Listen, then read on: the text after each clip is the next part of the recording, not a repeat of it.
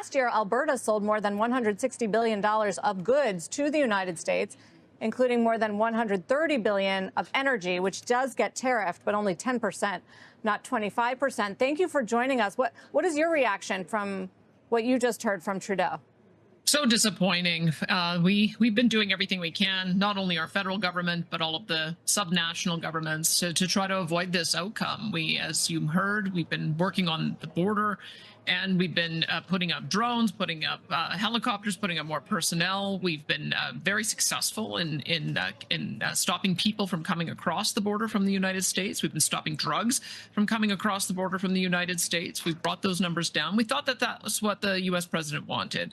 And to see this escalation is so disappointing, so damaging initially to American consumers and American businesses who buy Canadian goods and raw materials. But then now with the counter tariffs, it's also going to be harmful to Canadian consumers. No one wins a tariff war. And so we want to go back to looking at the agreement that we signed, the USMCA, that has served us well for a number of years. And I don't know why the president is behaving this way, because it's illegal. We're going to challenge it. And we would like to get back to negotiating some of the pressure points on that. How bad is it going to be for Alberta economically? I must say, like, I've talked about the 10% tariff with our producers and those who sell the goods, and then everyone's going to take a little bit of a bite on that. Our producers are, the refiners in the United States are going to have higher costs. American consumers are going to have a higher cost. You're going to see it, the price at the pump, more so in the areas where refineries are 100% reliant on Canadian oil. So it's and as you know, if you increase the cost of energy, you increase the cost of everything. So it's going to have an inflationary effect in the U.S. We're already seeing the effect on the stock market today. Investors don't like the decisions that have been made today.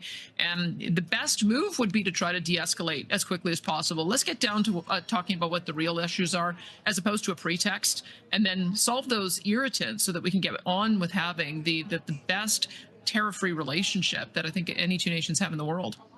Premier, do you think this is truly about fentanyl?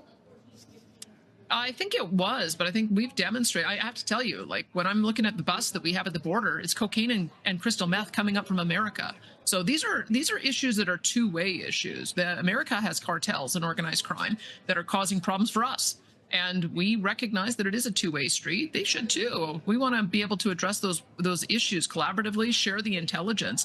But to act as if this is only a one-way problem, remember, there's a lot of distance between Canada and Mexico. There's a big country in the middle, and so we are not the root of a lot of the problems. We in fact are having some spillover effect of those problems, as we've noticed as we've started doing a lot more work and stoppages at the borders. You're going to see more of that now that we found so many drugs coming up from the United States. We're going to have to do more stops of American trucks coming across the border so that we can stop that too.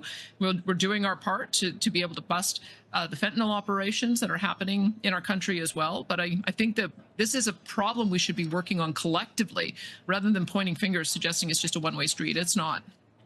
Yesterday, we heard from Doug Ford of Ontario with this threat about raising taxes, let's say, on electricity that is shipped to the U.S. Today, the Journal headline lays out exactly that. Are there varying levels of appetite to retaliate within some of the premiers in Canada?